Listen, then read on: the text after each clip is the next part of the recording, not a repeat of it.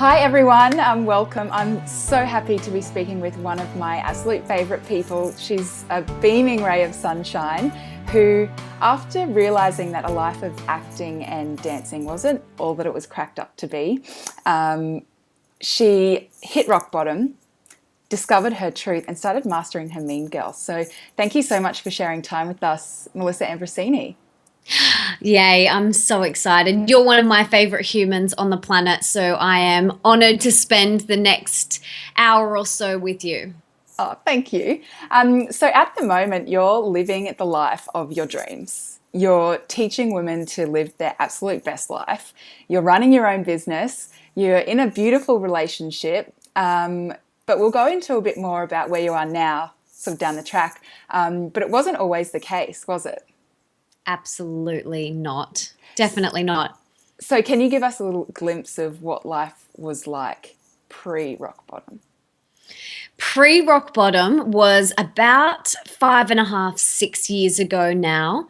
And I was living a very, very different life to the life that I live now. Like you mentioned, I was acting and a professional dancer, and I was burning the candle at both ends and in the middle. There was honestly no candle left to burn. And although my life on the outside looked really glamorous, I was dying on the inside. I was a very good actress at holding it together and not letting anyone see that I was crumbling on the inside, because I had been taught that showing emotions was a sign of weakness. So that is something that I witnessed growing up and that I had embedded within myself. So it was kind of like pull your socks up and forge forward, Yeah. never show any sign of vulnerability or weakness, because then you're a failure. So for me, it was about sucking it up and keeping on going, although I was dying on the inside. I was miserably unhappy. I was dealing with an eating disorder and depression and a whole host of health issues. And for years, I ignored all of these warning signs to kind of stop and slow down. I had no idea how to nourish my body. I thought a grande Starbucks light frappuccino with extra caramel sauce and cream on top was healthy, because I was drinking light milk. Like, surely that's healthy, right? And, tofu with bottled sweet chili sauce, I thought those things were healthy. I had no idea. And I wasn't sleeping. I was taking sleeping pills. I was surrounding myself with probably not the most supportive relationships. I wasn't supporting them and they weren't supporting me. It was very good representation of my internal state, the people that I had attracted into my life at that time. So I ignored lots and lots of warning signs to stop and slow down. I was in and out of the doctor's office, in and out of emergency, just ignoring. I was like, no, I'm invincible. I'll just keep forging forward. I'll numb the pain with alcohol and partying and some more antidepressants. Yeah. And it took me, like you mentioned, hitting rock bottom for me to turn my entire life around. And my rock bottom was me ending up in hospital. There was no candle left to burn. Yeah. And I had a whole host of health issues. But the main thing that pushed me over the edge and pushed me into hospital was I got the cold sore virus. And I'd never had a cold sore before in my entire life. And I had cold sores all over my face, like up under my eyes, in my mouth, and down my throat. And the severity of the virus just attacked my entire immune system. And I was out cold. I went in, I was on morphine and slept for 3 or 4 days. And then I remember waking up. And when I woke up, my mum was by my side and she said to me, I said, she's like, how are you, darling? And I was like, I'm just going to go to the toilet, because I hadn't eaten anything. I hadn't, been on a drip. I was like, I'm just going to go to the bathroom. She's like, are you feeling okay? And I was like, yeah, I'm okay. Just a bit tired. And she was like, okay, if you go into the bathroom, I don't want you to look in the mirror. And I was like, oh, okay, of course I'm going to look in the mirror now that you Yeah. say that. And I went in, and because of all the antivirals and antibacterials, the sores had just turned into giant scabs. So it was like one big giant scab. And one of my friends at the time said it looked like someone had taken a blowtorch to my face. Yeah. And that's what it looked like. And if that's not a big enough sign from the universe, Yeah. I don't know what is. It is like the universe was like, if you're not going to look at this, we're going to plaster it on your face so that you stop and you look at your life. Even though that was the darkest point of my entire life, there was a tiny, tiny glimmer of hope that was deep within me that said, if you sort your life out, if you sort your health out, you will live an amazing life. And I just trusted that. I had no idea really how I was going to sort my life out, how I was going to sort my health out, but I just knew that if I trusted that feeling, then everything was going to be okay. And that was the first moment I ever followed my intuition, followed my feelings, and chose love instead of fear. First time I'd ever done that, even though at that time I didn't even know what I was doing. Yeah. I didn't even know. So from there, I became obsessed and immersed myself in spiritual teachings from Deepak Chopra, Eckhart Tolle, Marianne Williamson, Louise Hay, and I just totally immersed myself in their wisdom. And I went and studied holistic health coaching and life coaching, acuenergetics. I did my yoga teacher training. I learned meditation, and I just totally dove headfirst into this personal development best self world. And I started a blog, and it is all just snowballed from there. And that was, going on 6 years ago now. Yeah. And here I am now with this beautiful book where I've been able to home all of this amazing knowledge and wisdom and teachings into this one beautiful, gorgeous little package. Yeah, it's amazing. I read it in 24 hours. I was like, I need to get all of this information like straight away. So many little nuggets of wisdom. But so since all of this has happened and Melissa's found her truth, she's guided so many other women to living their truth as well. So what is your mission? What's your overall, what do you want to achieve? What do you want to teach? My mission in this world is to inspire women to be the best versions of themselves and to become wildly wealthy, fabulously healthy, and bursting with love, whatever that looks like for them. And that looks different for every single person. So my mission is to help women unlock their true potential and to live their best life. Yeah, that's awesome. I love that. Whole thing. You're so amazing. So on track with her mission, what Melissa just showed before was her amazing book. Yay! Woohoo! So she's reaching out to even more women with these amazing pages. She's put her heart and soul into these, and every woman should read it. But before we dive really deep into the teachings, what is your mean girl? So your mean girl is that voice inside your head. It's that voice that says you're not good enough, you're not pretty enough, you're not smart enough, you're not skinny enough, you're not flexible enough, you're not fast enough, you're not whatever enough. Basically, it's your ego. And you can call it your ego, you can call it your inner critic, you can call it the voice, you can call it Stacy. I don't care what you call it. Yeah. For me, mean girl really resonates, and for my tribe it really resonates. Like I was having lunch with a couple of girlfriends yesterday, and one of them was like, yeah, my mean girl was just telling me that I shouldn't start this blog. And I was like, I just love that people are using this terminology all the time now, which is really beautiful. Yeah, it's so suitable. So suitable. So mean sometimes. She is so mean. Like I now can laugh at how hilarious, some of the things that she says, or she used to say to me, and she still says to me, they're hilarious. Yeah. The things that come out of her mouth are hilarious. And for me, I'm a very visual person. I have liked characterizing her as, this little version of me, and she's wearing a little devil outfit. And she's got a little red pitchfork. And for me, that really helps, because when I can see that it's her speaking, it reminds me that that isn't my truth. It's a separate thing. Like, my ego is not the truth of who I am. Yeah. Yeah. So good. So in the book, you highlight simple steps to guide you to a place of love, and tying that into your whole mission of living wildly wealthy, fabulously healthy, and bursting with love. So how's your book different to other self-help guides or books? Yeah. Great question.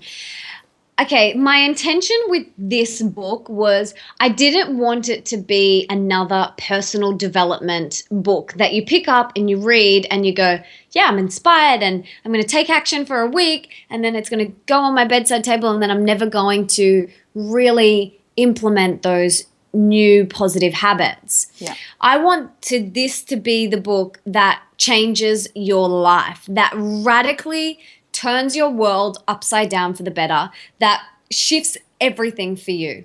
Yeah. And the way I've done that is by putting as you'll know, there's the inspo actions throughout the entire book. And there's little exercises and there's little worksheets and things that you can do. Because I didn't want you to just read. I didn't want you to just read and then go, yeah, that was amazing and I feel inspired. I wanted you to literally take inspired action then and there while it's fresh in your mind. Yeah. And you can go, okay, well, I've just read about money. What does this mean for me? Or I've just read about purpose. What does this mean for me? And be able to implement it straight away. So the thing about Mastering Your Mean Girl is it takes you through the steps to really implement it. So you don't just know it and understand it, you implement it into your life in that moment straight away. And that's what I love as well. It's not just a thought that's passing. It's not just reading the pages and putting it down and getting on with your life, probably how it was previously with other books. You talk about it in the book as well, really feeling, like really diving deep and feeling everything that comes up for you and writing it down. I think that's a really important tool too, actually writing it down. There's something so powerful about getting thoughts or goals or whatever out of your head and onto paper. Yeah. And even more powerful is, speaking them with a coach or a counselor or whatever, or a friend, whatever. But for me, one of the most powerful things you can do is just get it out of your head and onto paper. It's so powerful. That's why journaling is so powerful. Gratitude is so powerful, because it's getting it out of here where there's often so much mumbo jumbo mean girl talk going on, and getting it out onto the paper. Yeah, yeah. So do you find yourself going back to your old ways or your old thoughts, or do you catch your mean girl? Obviously you're mastering your mean girl, but have you sort of knocked her out of the ballpark? I want to make it really clear that yes, I still do have a mean girl. Every single person does. Yeah. And if anyone tells you that they don't, they're lying. Run for the hills. Yeah. The difference between, say, me now and me 6 years ago is that I've learned to master her. Yeah. I have the tools now to, when she comes up, to quickly be able to pivot and come back to love. Yeah. So, and I've got a little 3-step process which I can talk everyone through in a second, but that's the difference. Yes, my mean girl still pops up, but I am so much quicker at coming back to love and getting back on my path. It's like a journey, like it's a path. Your mean girl tries to take you off, but you get quicker at coming back, and she'll take you off and then you come back, and she'll take you off and you'll come back. So it's just about really learning how to master her, using the tools and techniques that I've given in the book and strengthening those muscles so that when she does pop up, you have the tools to quickly come back. Yeah. And I've got a little 3-step process to mastering your mean girl. Like, the first thing you need to do is go and buy the book and read the book. Yeah. But the little 3-step process is, the first step is awareness. Once you are aware of what she's actually saying to you, it's no longer dark. Once you have shone light on something, it's no longer dark. You can't unknow what you know. Yeah. That's the thing. So once you are aware of the fact that she says you're never going to get the raise, or you're never going to be in a happy marriage or happy relationship, or you're never going to lose those 5 kilos, or whatever she says to you. Yeah. Once you are aware of that dialogue, and writing it down is super important because then you can catch it. Awareness is key. So that's the first step. The second step is gently closing the door on her. Mm-hmm. So like an annoying salesperson would come knocking on your door to sell you something, instead of inviting them in and letting them come in and have dinner with you and sleep over and wear your clothes and hang out for a month, you simply say thank you, but no thank you, and you gently close the door on your mean girl. Yeah. So that's the second step. And the third step is choosing love instead. So once you are aware of what she's saying, you've gently closed the door on her, you can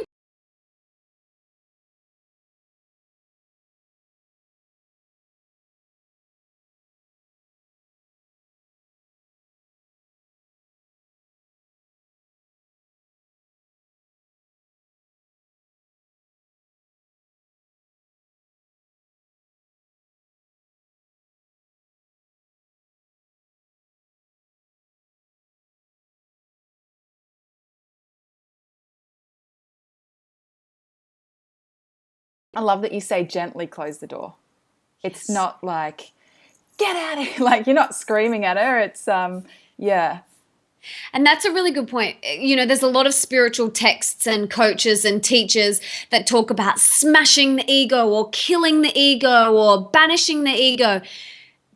The ego is a part of us. Use it as a guide to come back on your path. Use it as your compass, your GPS system to come back to love. Yeah. Become besties with her. Yeah. You know, that's why when I was saying what my mean girl says to me today, I can laugh about it because I think it's so hilarious. Yeah. But in the past, I used to get really angry at myself or disappointed, but I don't anymore. Now it's about just using it as a compass to come back and, you know, using her as your guide.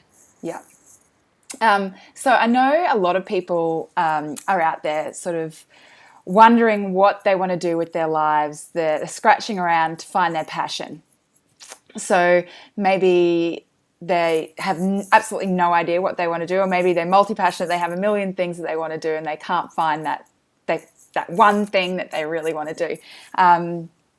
What would you suggest with someone in that position? Where would they sort of start? This is a really good question, and I was chatting to a friend about it yesterday. One of the first things that you can do is get it out of your head and onto paper what it is that actually lights you up.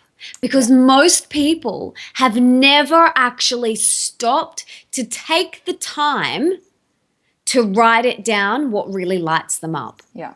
They go, oh, I don't know. And I'm like, have you actually stopped and sat down with yourself and, you know, just taken a few deep breaths and said, you know what, this really lights me up.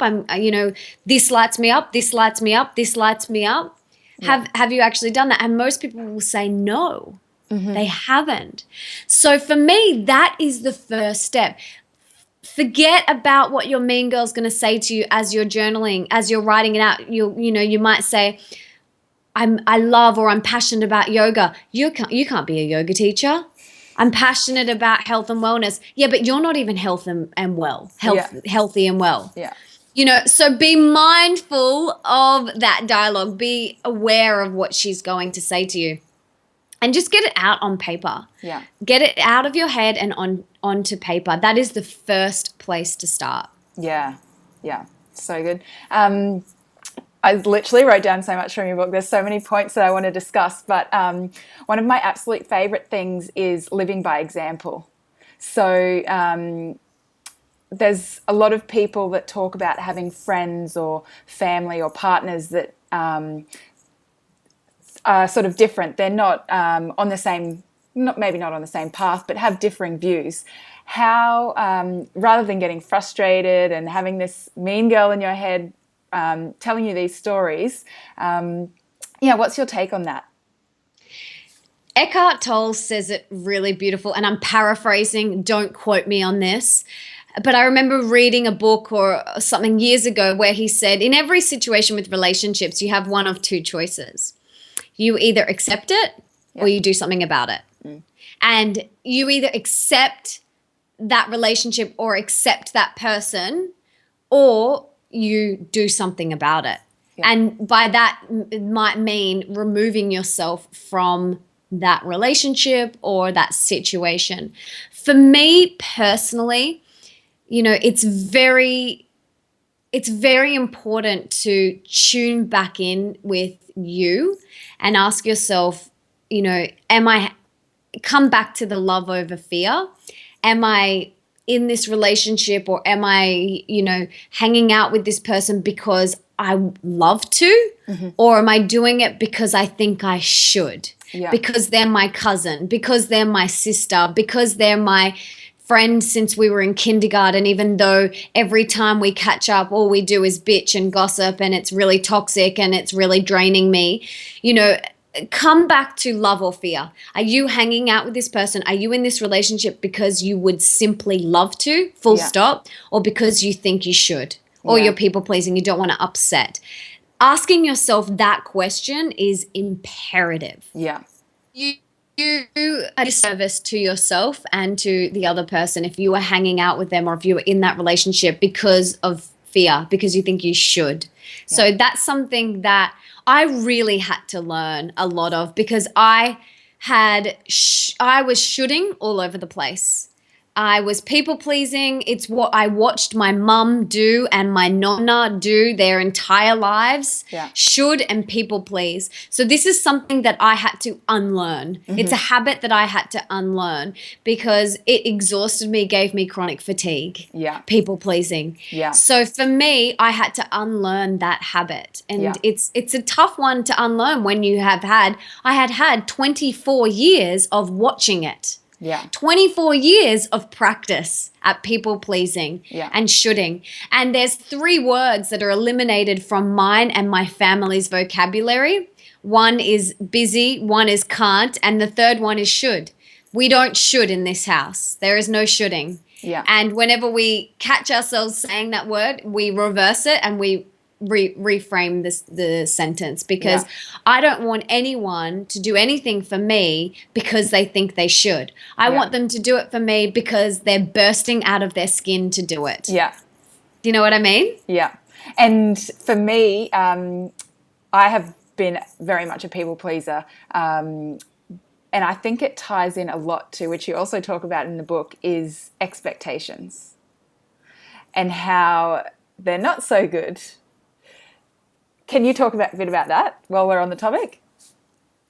So I learnt the hard way with expectations. Yeah. I thought having expectations on people was a good thing until every time I placed an expectation on someone else or myself, I was constantly feeling disappointed. Yeah. And whenever you have expectations, you will be disappointed. Yeah.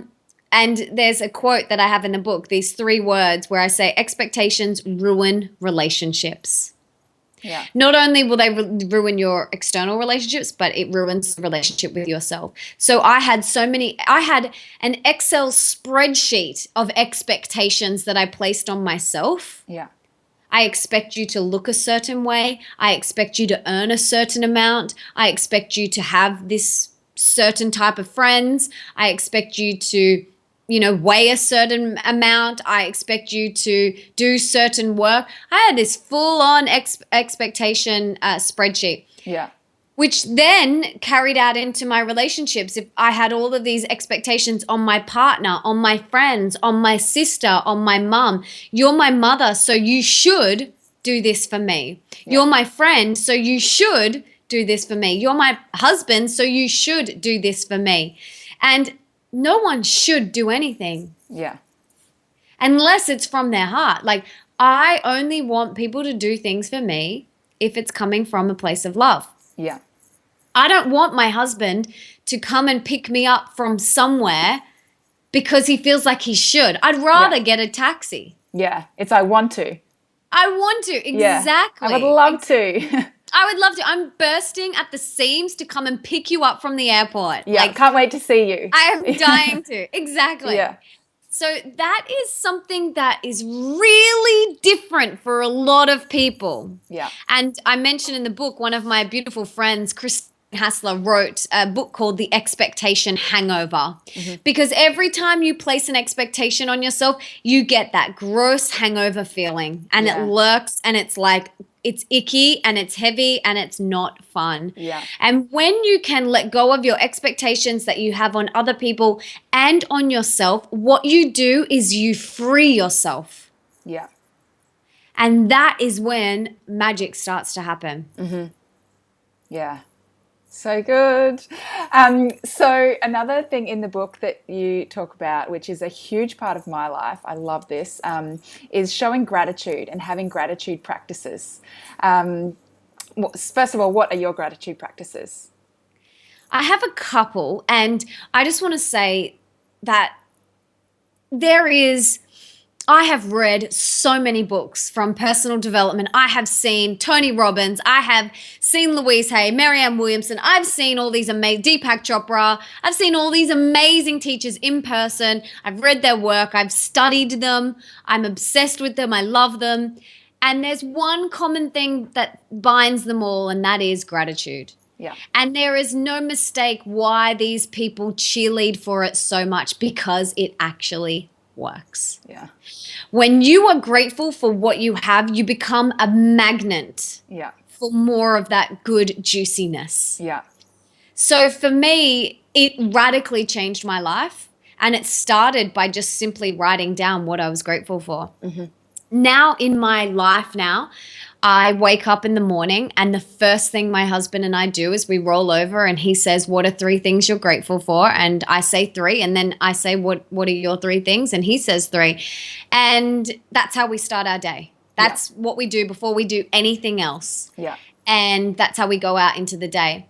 Then when I have like I mentioned in the book, I have a gorgeous 9-year-old stepson who's just absolutely beautiful. And over the dinner table, we do 3 things we're grateful for. So we go around one at a time, and we say 3 things we're grateful for from that day. Yeah. And it's such a beautiful practice to do, and to get ingrained into children is amazing. Yeah. You know, the stuff that he comes up with, I just think, wow, this is so beautiful. And then I also have a reminder that pops up in my to-do list every day that says, what are you grateful for? And then I write it down. Yeah. Or I type it into my notes in my computer. Yeah. So I have 3 types of gratitude practices that I do each day, every day. And it's so powerful, and it really does put things into perspective. Yeah. And I think it's really important that we express, it doesn't have to be difficult. So many people shy away from it. Maybe they don't sit with themselves, and it can be simple. It can be the sun is shining, or it can be that it's a cloudy day and you get to stay inside and be by yourself like that. Yeah. Just really have family around, or a friend, or it can be really simple. Exactly. Mine mainly are really simple. Yeah. And I think being really specific as well. This is what we teach Leo.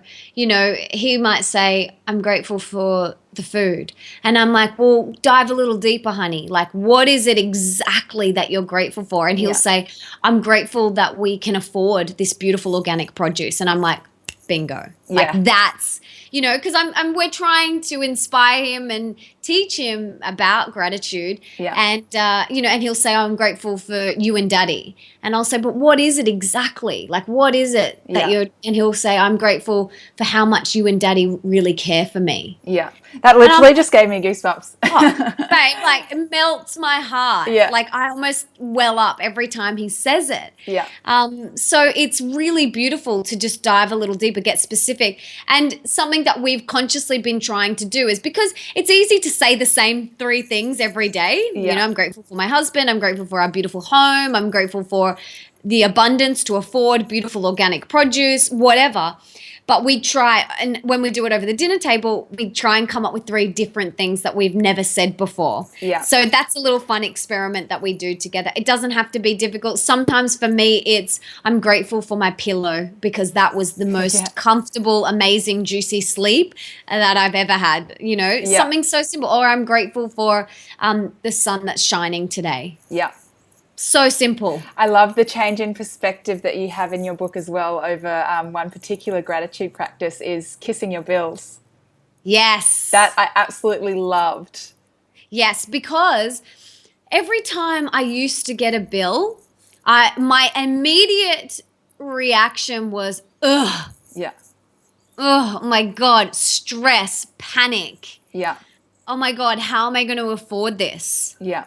How, like before I hit rock bottom, I was sleeping on my friend's fold out mattress, rent free in her apartment on the floor in her lounge room. Yeah. Like I was struggling and I had no idea how I was going to pay these bills. Like it was really, really tough time. And so every time a bill would come, I'd just be like, I'd get that gulp feeling. And now I'm like, yes, you know, I'm so grateful to be able to afford electricity. Yeah. I'm so grateful. Or yes, that internet bill, I am so grateful because I love the internet. Yeah. It's amazing. And as we change that perception, it's like everything and focus on gratitude, everything just strips away. It's like, yeah. And when we get into a habit of doing that, it's, amazing, life-changing. And when you're creating a budget or something like that, you instead of calling it a budget, you could call it, you know, an expression of gratitude list or something like that. You know, just shifting it around. Yeah. And even when I get parking fines and I've had some speeding fines. Yeah. Very, and when I get them, I'm like, thank you so much for reminding me to be present. Yeah. Thank you for reminding me. I will happily pay this $250 parking fine. Yes, that's how much they are in Sydney sometimes. I'm happy to pay this because it's a beautiful lesson that I needed to be more present. I wasn't present in that moment. Yeah. Oh, so good. And you also talk about miracles and creating space for miracles. So what is a miracle? Every second of every moment, and there's so many people that think the word miracles is a bit too woo-woo and a bit too like airy-fairy. It's like, miracles. But like a miracle is you simply being here on this planet, breathing is a miracle. Your heart beating is a miracle. Like it is such a beautiful, beautiful gift. Another miracle is, watching a plant evolve and open and grow. Like that's a miracle. And for me, when you let go of your expectations, you create space for more miracles to come into your life. Yeah. And you can, I say, are you wearing your miracle goggles? It's about putting your miracle goggles on and looking at everything as though it is a miracle. Like, your beautiful child, that is a freaking miracle that's there. Yeah. Clean water, like it's just absolutely a shift in perspective and a choice that how you want to see things. And for me, life is so much more fun when you look at it with your miracle goggles on. Yeah, yeah. There's seriously are miracles everywhere. You just have to open up and be prepared to accept them.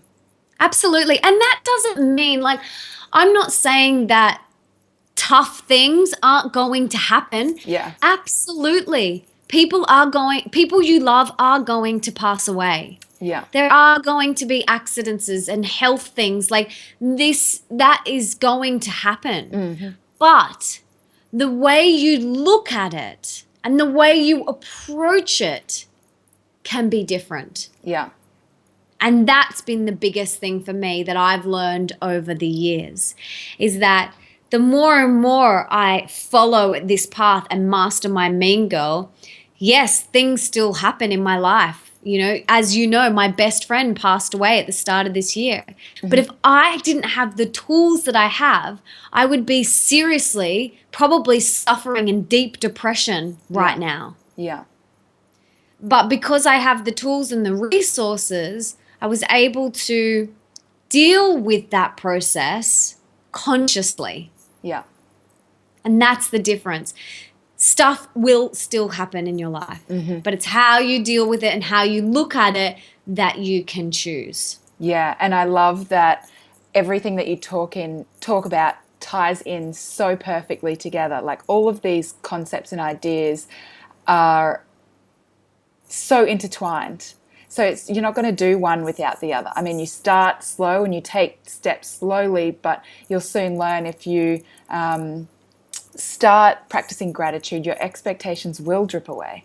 Yeah, it's like magic. Absolutely. And it's like, you know, one area of your life, you might start over here and you might just start to, yeah, do gratitude or meditate for 2 minutes or take 3 deep breaths whilst you're sitting on the loo Yeah. or repeat affirmations whilst you're in the shower. That will drip feed out into every area of your life. All it takes is one little shift and it will just filter out. A ripple effect will occur. Yeah. So just to finish up, thank you so much for your time. But you talk about in the book that everything is energy, and I really love this concept because you're thinking outside the box. So could you just explain that everything is energy? Yeah. So everything is made up of molecules and particles and energy. You know, this book, this table, this glass, everything is energy vibrating. Yeah. And I particularly talk about that, as you know, around money, Yeah. because people place so much power and attention into money itself when it's just energy and something that we use as a form of energetic exchange Yeah. and for something that we value. Yeah. So for me, I just see it as money and it comes and it's there and you can manifest and you can, you know, create the abundance that you wish and that you truly believe. Yeah. So for me, reminding myself that everything is just energy and nothing is permanent is really powerful. Yeah. I think we get really attached to things and people. We get attached to, for me, it was designer handbags and people and money and, you know, all of these things. But at the end of the day, you can't take that stuff with you into the Yeah. next world. Yeah. You know, when you pass on, nothing goes with you, only your spirit, your beautiful soul essence. You can't take the designer handbags with you. So Yeah. remembering that everything is energy is a really powerful concept. And as you know, I dive really deep into that in the book, especially around the money stuff. Yeah, and I think it's important around money because it's such a people find it such a dirty word. It's not spoken about. But in reality, it's just it's energy. It's there to exchange value. It's yeah, so good. Exactly. And like I mentioned in the book, like years ago, there was a time where we used cowrie shells as a form of energetic exchange. It doesn't have to be money. Like you could, you know, exchange food. You could Yeah, exchange, you know, there has to be that energetic exchange in order for you to value what you're receiving. yeah, yeah, If there's no energetic exchange, you won't really value it. yeah, You know what I mean? yeah. That's so good. So on that note, everyone should go and grab a copy of their Mastering Your Mean Girl. You Thanks. will have the best time reading it ever. You'll get so much out of it. So thank you so much, Melissa. Thank you. And if anyone wants to know, it's in all the bookstores in Australia and New Zealand. Yeah. And you can just head to masteringyourmeangirl.com and you can find out how to get it online. You can order it online through a whole different couple of websites, Booktopia, Bookworld, and all of those ones. Or you can head into all good bookstores in Australia and New Zealand. For anyone who's watching in America, it'll be in stores not November, March 22nd, 2016. So it'll be in all the good bookstores over there. And then the rest of the countries after that. So head to Mastering Your Mean Girl and you can find out all that information. Excellent. So if people want to find out a bit more about you personally, what's the best place? they can head to my website, melissaambrosini.com, and you can, sign up to my awesome epic newsletter and follow me on social media. I love Instagram. Come and play with me on Instagram and Facebook and Twitter and all those fun places. I run the Goddess groups if you're in Sydney every second Tuesday night if you want to come to a live Goddess group workshop. And I've got my book tour, which is in February 2016 around Australia. So I'm going to all the major cities. If you're around, I'd love to see you, although most of the tickets are pretty much sold out. So there's a couple left in each city, so jump on and grab them now. Yay! Well, thank you so much for your time, and I'm sure we'll chat soon. Thanks, beautiful. Lots of love. Lots of love. Bye.